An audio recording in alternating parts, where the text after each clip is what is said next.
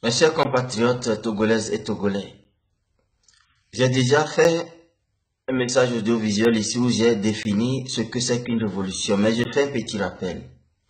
Il y a révolution dans un pays lorsque un groupe d'individus ou un peuple se soulève contre le pouvoir en place,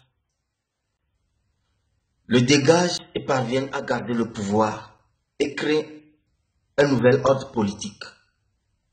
Et une révolution ne s'obtient jamais sur la base de négociations. Soit c'est pas surprise, parce qu'elle est exécutée en un temps bref, soit elle est longue et on compte avec le long terme, mais organisée de sorte à créer une situation d'ingouvernabilité dans le pays, une situation de désobéissance civile.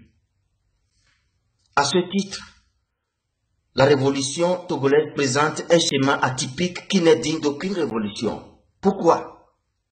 Le 19 et 20 août, ce qui a fait l'espoir de Tikpi Achadam, c'est la désobéissance civile.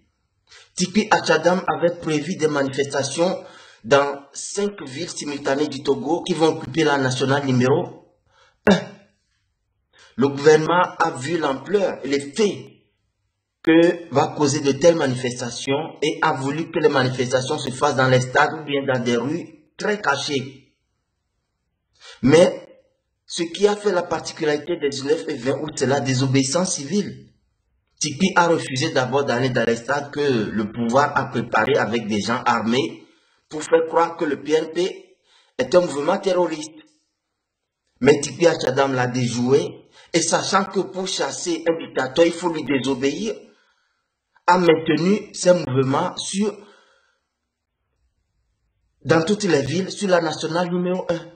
Voyez l'effet que ça a eu. Aucun mouvement spontané, à part le 5 octobre 1990, n'a eu l'ampleur du mouvement de Tikpi Achadam, était que le 5 octobre 1990 n'avait mis que Lomé en ébullition avant que le reste du pays soit gagné après.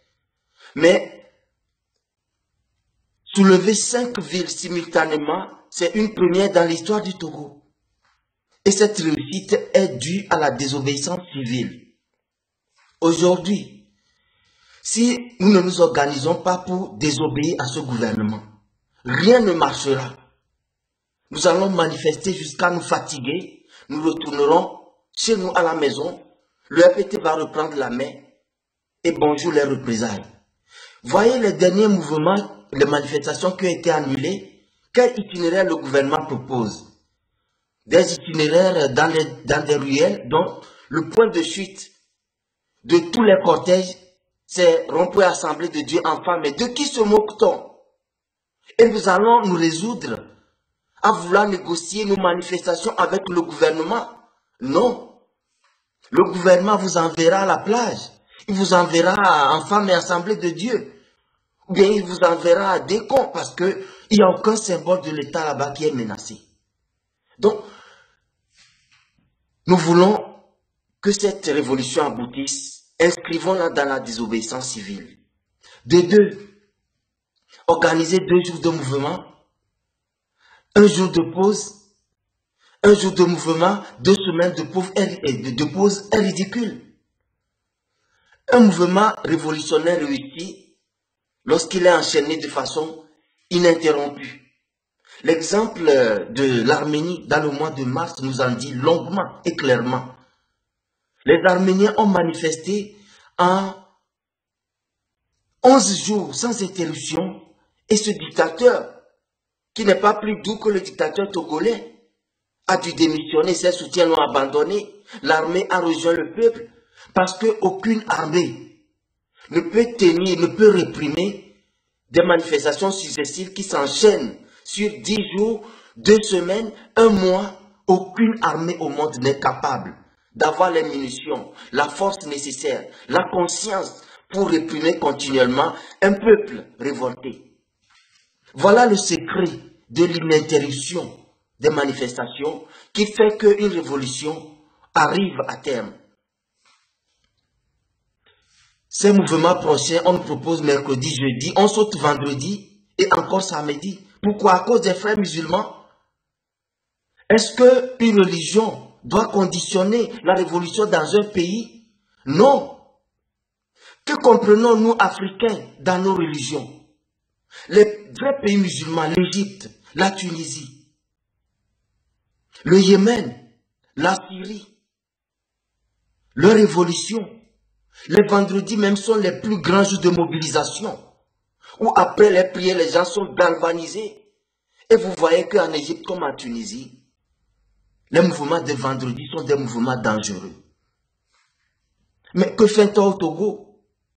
Et samedi, vous oubliez que les adventistes, eux, ils adorent leur Dieu le samedi. Il y a des sabbatiques qui adorent leur Dieu le samedi. Et le dimanche, où il y a des meetings, parfois, vous oubliez que les catholiques, les autres chrétiens adorent le dimanche. Il faut tenir compte de ça. Il faut qu'on annule les mouvements les vendredis, les samedis et les dimanches. Mais arrêtons cette aliénation religieuse. Que ceux qui veulent être musulmans le soient. Mais les Arabes, même dans la culture, et l'islam a séparé de la religion, n'interrompent pas leur guerre, leur mouvement, leur manifestation, leur révolution les vendredis. C'est plutôt les vendredis les plus grands jours de mobilisation.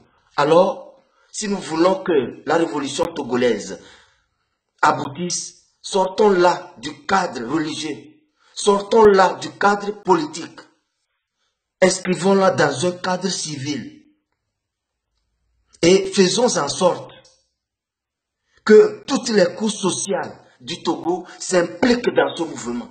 Les travailleurs, les étudiants, les apprentis, les villageois, les citadins, les politiques, comme les collectifs de la société civile. C'est à ce seul prix que nous gagnerons cette bataille. Sinon, que chacun aille s'asseoir à la maison. Nous avons assez risqué nos vies. Nous avons assez perdu de vies humaines. Nous avons assez perdu de l'argent, du temps, du sommeil. Il faut que nous utilisions la stratégie gagnante et des plus belles manières. Sur ce, soyons prêts à entamer des mouvements ininterrompus jusqu'à la chute de ce régime satanique du RPT uni, incarné par la famille Gnassingbé, une milice de l'armée et la France-Afrique. Soyons vigilants et que l'Éternel bénisse le Togo.